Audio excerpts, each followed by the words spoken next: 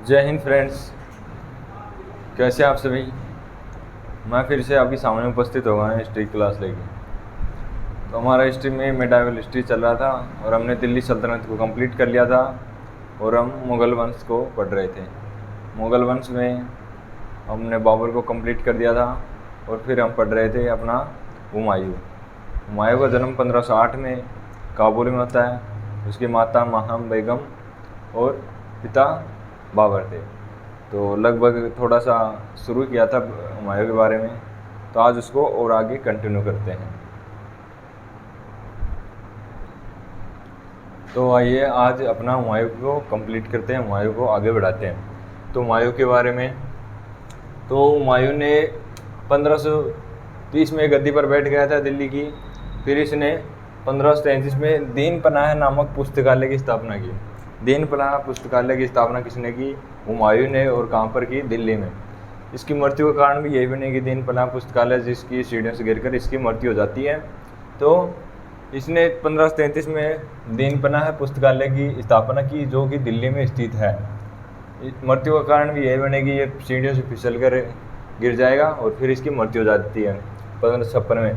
फिर 1535 में इसने गुजरात अभियान किया और बहादुर शाह को हरा दिया। 1535 में गुजरात अभियान के दौरान बहादुर शाह को हरा दिया वहाँ के शासक को। फिर राजमाता जो कर्णावती ने हुमायूं को राखी भेजी। कर्णावती कौन थी? कर्णावती राणा सांगा की पत्नी थी। इसने मदद मांगी हुमायूं से, लेकिन हुमायूं ने मदद करने से इनकार कर दिया। इसने एक राखी भेजी थी, राजमाता कर्णावती ने हुमायूं को राखी भेजी। हुमायूं ने साफ साफ मना कर दिया और मदद नहीं की। तो राजमाता कर्णावती ने हुमायूं को राखी भेजी लेकिन हुमायूं ने मदद नहीं की। फिर 1539 में गौड़ प्रदेश बंगाल को जीता और उसका नाम बदलकर जन्नताबाद कर दिया। जन्नताबाद गौड़ प्रदेश का नाम कर दिया। वहाँ पर जो गौड़ प्रदेश बंगाल के अंतर्गत आता है उसको जीता और वहाँ के उसका नाम गौड़ प्रदेश का बदल कर क्या रख दिया? जन्नताबाद। और जो दिल्ली का नियंत्रण था वो शेख बहलोल को दे दिया। ये बंगाल में अभियान के दौरान गया हुआ था और दिल्ली को किसके नियंत्रण में दे दिया? शेख बहलोल को। शेख बहलोल की जब हुमायूं तो बंगाल अभियान में बिजी था तो इसकी मृत्यु कौन कर देता है? शेख बहलोल की जो हिंदाल था वो इसकी शेख बहलोल की हत्या कर देता है और फिर खुद को सम्राट घोषित कर देता है। जब हुमायूं बंगाल अभियान के दौरान उधर बिजी रहता है बंगाल अभियान में, तो जो दिल्ली का नियंत्रण था वो शेख बहलोल को दे रखा था। हुमायूं बंगाल अभियान में बिजी था, शेख बहलोल दिल्ली को संभाल रहा था। तो जो हिंदाल था उसने शेख बहलोल की हत्या कर दी और खुद को सम्राट घोषित कर दिया दिल्ली का। फिर ये हुमायूं को पता चला तो ये दिल्ली दौड़ा चलाया। तो इसने रास्ते में चौसा का युद्ध हो गया 1539 में। किन के मध्य? हुमायूं और शेरशाह सूरी जो अफगान थे, शेरशाह सूरी, उनके मध्य रास्ते में चौसा। ये जब बंगाल अभियान के दौरान वापस आ रहा था तो रास्ते में ही शेरशाह सूरी ने आक्रमण कर दिया और चौसा स्थान नामक स्थान पर दोनों के मध्य लड़ाई हुई, जिसमें पहले से ही थका हारा जो आपका हुमायूं था वो हार जाता है चौसा के युद्ध में। चौसा के युद्ध में हुमायूं की हार हो जाती है और शेरशाह सूरी की विजय हो जाती है। फिर ये हुमायूं जो कर्मनाशा नदी में कूद जाता है चौसा युद्ध के दौरान कि अब शेरशाह सूरी तेरे को मारेगा, तो ये क्या काम करता है? अपनी जान बचाने के लिए कर्मनाशा नदी में कूद जाता है। लेकिन इसको तैरना नहीं आता था। एक भिश्ती था जो नाव चलाता था, निजाम भिश्ती, उसने इसको नदी पार करवाई। तो इसकी जान किसने बचाई? इसको तैरना नहीं आता था तो इसकी जान बचाई निजाम भिश्ती ने कर्मनाशा नदी में कूदने पर। और उसको जब ये 1555 में दोबारा भारत आता है और अपना शासन स्थापित करता है, तो जो निजाम भिश्ती था उसको एक दिन का शासक बनाता है। और जब ये निजाम भिश्ती को एक दिन का शासक बनाया जाता है तो ये चमड़े के सिक्के जारी करता है। ये दूसरा व्यक्ति था जिसने चमड़े के सिक्के जारी किए थे। मोहम्मद बिन तुगलक के समय भी एक व्यक्ति ने चमड़े के सिक्के जारी किए थे। तो ये दूसरा शासक था जिसने चमड़े के सिक्के जारी किए थे। फिर ये दोबारा से सेना इकट्ठी करके 1540 में कन्नौज और जिसको बिलग्राम का युद्ध भी कहते हैं, वो हुमायूं और शेरशाह सूरी के मध्य हो जाता है। जिसमें हुमायूं की हार हो जाती है और वो बाहर छोड़कर चला जाता है, और जो शेरशाह सूरी था वो दिल्ली की गद्दी पर बैठ जाता है। तो यहाँ पर से एक बार मुगल वंश समाप्त होता है, फिर दोबारा से 1555 से आगे कंटिन्यू होता है। 15 सालों तक आपका जो अफगान वंश था या सूरी वंश था वो उसने शासन किया। जो सूर्य वंश के बारे में हम अलग से पढ़ेंगे, विजयनगर साम्राज्य और बहमनी साम्राज्य और सूर्य वंश, इसको एक साथ पढ़ेंगे। बीच में अभी इसको शुरू कर देंगे तो मज़ा नहीं आएगा, तो इसको बाद में पढ़ लेंगे हम। शेरशाह सूरी को, जो सूर्यवंश था उसको अलग से पढ़ेंगे। तो यहाँ पर कन्नौज बिलग्राम के युद्ध में शेरशाह सूरी की जीत हो जाती है और ये दिल्ली पर एक बार फिर से अफगान वंश की स्थापना होती है। अफगान वंश की स्थापना दोबारा से दिल्ली पर किसने की? तो शेरशाह सूरी ने। हुमायूं पहले भागकर आगरा गया, फिर आगरा से पंजाब और फिर पंजाब से सिंध चला गया बाहर से बाहर। फिर 1541 में अमीदा बानो बेगम से शादी करता है, जिससे 1542 में अकबर का जन्म होता है।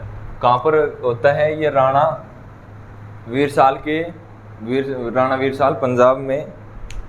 पंजाब के शासक थे राणा वीरसाल, वहाँ पर अकबर का जन्म होता है 1542 में अमीदा बानो बेगम द्वारा। 1541 में अमीदा बानो बेगम से शादी करता है, 1542 में अकबर का जन्म होता है। कहाँ पर? पंजाब में।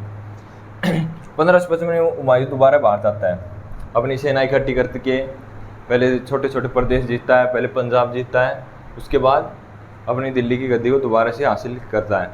तो फिर ये आता है दोबारा 1555 में जो मच्छीवाड़ा का युद्ध होता है, वो मच्छीवाड़ा कहाँ पर पड़ता है? पंजाब में। किन किन के मध्य? हुमायूं और अफगानों के मध्य हुआ, जिसमें अफगानों की हार हो जाती है और फिर हुमायूं जीत जाता है। फिर ये आगे बढ़ता है 1555 में दोबारा सरहिंद का युद्ध होता है। सरहिंद का युद्ध जो एक निर्णायक युद्ध होता है, जिसमें दोबारा से मुगल वंश की भारत में नींव पड़ती है। तो हुमायूं और सिकंदर शाह सूरी के मध्य हो जाता है। सिकंदर शाह जो शेरशाह सूरी अगर होता तो वापस इस पर मुगल वंश की स्थापना नहीं होती। जो सिकंदर शाह सूरी था ये कमज़ोर शासक था, तो ये सिकंदर शाह सूरी हार जाता है और हुमायूं की जीत हो जाती है। एक बार फिर से दिल्ली में मुगल वंश की स्थापना होती है। तो ये इस प्रकार दोबारा से जो हुमायूं था वो अपनी गद्दी हासिल करने में कामयाब रहा। फिर इस युद्ध के दौरान अकबर था हुमायूं का पुत्र, उसको लाहौर का सूबेदार बना दिया 1555 में अकबर को आपका पंजाब का सूबेदार, लाहौर का सूबेदार बना दिया जो सरहिंद के युद्ध के बाद। फिर 1555 में जो दीन पनाह पुस्तकालय थी दिल्ली में, उसकी सीढ़ियों से इसकी गिरकर हत्या हो जाती है। हुमायूं नशे में एकदम चूर रहता था, जिसके कारण जब ये पुस्तकालय की सीढ़ियों से नीचे आ रहा था, जिसका पैर फिसल जाता है और फिर वहीं पर इसकी मृत्यु हो जाती है। फिर जो आपके एक इतिहासकार हैं स्टेनले लेनुप ने कहा कि हुमायूं का जीवन, उसने क्या कहा हुमायूं के जीवन को लड़खड़ाता जीवन कहा है, क्योंकि पहले ये इसने अपने साम्राज्य को भाइयों में बांट दिया, वहाँ से ठोकरे खाता रहा। फिर 1539 में ये युद्ध हार जाता है, फिर 1540 में दोबारा से युद्ध हार जाता है। पहले ये आगरा जाता है, फिर पंजाब, फिर सिंध। तो ऐसे इसका भागता हुआ जीवन था या फिर लड़खड़ाता हुआ जीवन था। और फिर लास्ट में मृत्यु कैसे हो जाती है? लड़खड़ाते हुए सीढ़ियों से गिरकर इसकी मृत्यु हो जाती है। तो जो आपके इतिहासकार हैं स्टेनले लेनुप ने कहा कि हुमायूं का जीवन लड़खड़ाता जीवन है। जो हुमायूंनामा की रचना है वो किसने की? गुलबंद बेगम ने। जो हुमायूं की चचेरी बहन थी गुलबंद बेगम, उसने हुमायूंनामा की रचना की थी। हुमायूं का मकबरा कहाँ पर है? हुमायूं का मकबरा है दिल्ली में। और जो हुमायूं था वो एकमात्र मुगल शासक जो ज्योतिष में विश्वास रखता था। इस कारण ये जो सप्ताह के 7 दिन थे, उन 7 दिनों में अलग अलग प्रकार के वस्त्र पहनता था।